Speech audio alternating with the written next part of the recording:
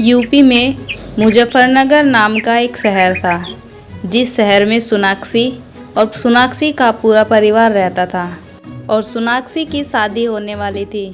सोनाक्षी अपनी शादी को लेकर बहुत खुश थी और वो अपनी शादी की खूब तैयारी करती थी। एक दिन सोनाक्षी अपनी बहन को लेकर पार्लर में जाती है, वहाँ फेशियल करवाती है। कुछ देर बाद जब वह अपने घर आती है, तब उसकी माँ उसको देखकर हैरान रह जाती है कि मेरी बेटी आज कितनी सुंदर लग रही है। तभी उसकी माँ कहती है, अरे बेटी, तुम्हारी शादी के दिन पास में है, अब इस तरह से बाहर आना जाना बंद कर दो। ये तुम्हारे ही फायदे में है, कहीं तुम्हें नजर न लग जाए। चलो मैं तुम्हें काला टीका लगा देती हूँ, और हाँ, आगे से घूमने मत जाना, और मैं इनको भी समझा देना कि वो आगे से अकेले ना बुलाए। मम्मी, आप गलत समझ रहे हो, हम सच में पार्लर में गए थे, मैं किसी से मिलने नहीं गई थी। प्रीति से पूछ सकते हो। अच्छा बाबा, मैं तो मजाक कर रही थी, मैं जानती हूँ तुम पार्लर में गई थी, लेकिन बेटा ध्यान रखना, गर्मी है, धूप के कारण कहीं तुम्हें कुछ हो गया तो। और तुम्हारी शादी होने वाली है, तुम्हें सबसे सुंदर दिखना है बेटा, आगे से धूप में मत निकलना, ठीक है। कुछ समय बाद सोनाक्षी को बहुत तेज भूख लगती है, तो वह खाने के लिए किचन की ओर जाती है। किचन में देखती है कि सारे बर्तन झूठे पड़े हैं, तो वह पतीले में ही खाना शुरू कर देती है। तभी उसकी चाची आती है और सोनाक्षी से कहती है, हे भगवान, ये तूने क्या कर दिया, सत्यानाश बेटी सत्यानाश, तुम्हें ये नहीं करना चाहिए था। पतीले में खाना खाने से शादी वाले दिन बहुत बारिश होती है, लेकिन क्या तुम ये चाहती हो तुम्हारी शादी में बारिश हो और हम सब परेशान हो जाए? क्या चाची, आप भी ना पुरानी बातों को लेकर बैठ गए हो, कहीं नहीं होती बारिश वारिश, और देखना हमारी शादी में कोई बारिश वारिश नहीं होगी। ये सब पुरानी बातें हैं, ये कुछ भी सच नहीं होता, बस आप चिंता मत करो, कुछ भी बारिश वारिश नहीं आएगी।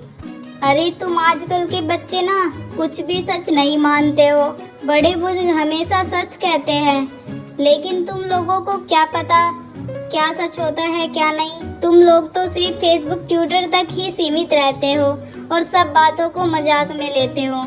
अच्छा चाची, समझ आते हैं, वो ना हम भूख लगी थी बहुत तेज, और खाने के लिए जब किचन में गए तो देखा किचन में सारे बर्तन झूठे पड़े थे, इसलिए हमने पतीले में ही खा लिया। अरे बेटा सोनाक्षी, हमें आवाज लगा ली होती।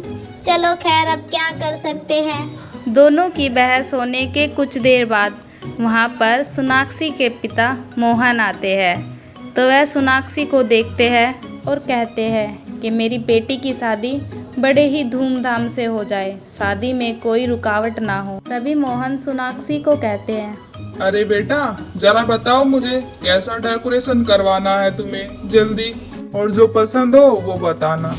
अरे पापा, आपको तो पता ही है कि हमें ये बैंक्वेट हॉल बिल्कुल भी पसंद नहीं है। आप चाहे हमारे फार्म हाउस में ही हमारी शादी को फिक्स कर दीजिए, वहाँ देखो कितना अच्छा है ना, खुला खुला सब कुछ, और अच्छे फोटो भी आएंगे और अच्छी वीडियो भी बनेंगे। मोहन अपनी बेटी की शादी बड़े ही धूमधाम से करना चाहता था। बस यूं ही कुछ दिन बीत जाते हैं और आज सोनाक्षी की हल्दी की रस्म है, जहां पर खुशियों का माहौल बना है। हर तरफ शहनाई बज रही है और सभी बहुत खुश है और डांस कर रहे हैं। सभी एक दूसरे को हल्दी लगा रहे हैं और सोनाक्षी अंदर ही अंदर बहुत खुश होती है। कुछ समय बीतता है तो सोनाक्षी की मेहंदी होती है। सोनाक्षी को मेहंदी लगने के अगले दिन सोनाक्षी की शादी होती है। सोनाक्षी दुल्हन के जोड़े में सजी बैठी है, मन में बहुत खुशी लिए। फार्म हाउस को बड़े अच्छे से सजाया गया है और कुछ ही देर बाद मयंक बारात लेकर आ जाता है। बारात में आए हुए सभी डांस करते हैं और एंजॉय करते हैं। तभी तेज़ बारिश आने लग जाती है और कुछ लोग मुंह बनाकर बातचीत करने लग जाते हैं और कहते हैं, अरे जब पता था इनको कि बारिश का माहौल है, बैंक्वेट हॉल नहीं कर सकते थे, ये फार्म हाउस में शादी की है, भीग गए ना हम सारे। फिर कुछ देर बाद दोनों की जयमाला होती है। और जयमाला के कुछ ही देर बाद फेरों की रस्म को पूरा किया जाता है। और जब शादी हो जाती है दोनों के परिवार बहुत खुश होते हैं, लेकिन सभी को सर्दी लग चुकी थी बारिश में भीगने के कारण। विदाई की वजह से सोनाक्षी बहुत दुखी थी और अपने पापा जी से बात करती है, कहती है पापा जी आप खुश रहना। फिर अपनी मम्मी को भी यही बात कहती है।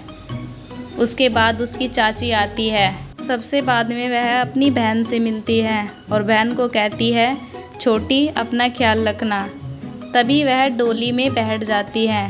साक्षी के पिता मेंक से कहते हैं बेटा मैंने अपनी बेटी को बड़े प्यार से पाला है, बस तुम इसका ख्याल रखना, इसे कभी भी परेशान मत करना, अगर गलती करे तो इसको समझाना।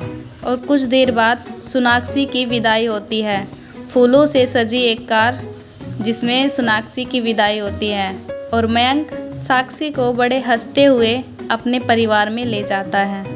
दोस्तों कैसी लगी आपको ये वीडियो कमेंट बॉक्स में ज़रूर बताना। और हाँ दोस्तों, आप लोग सब्सक्राइब नहीं करते हो, बस चैनल को सब्सक्राइब कर देना और जाते जाते वीडियो को लाइक भी कर देना।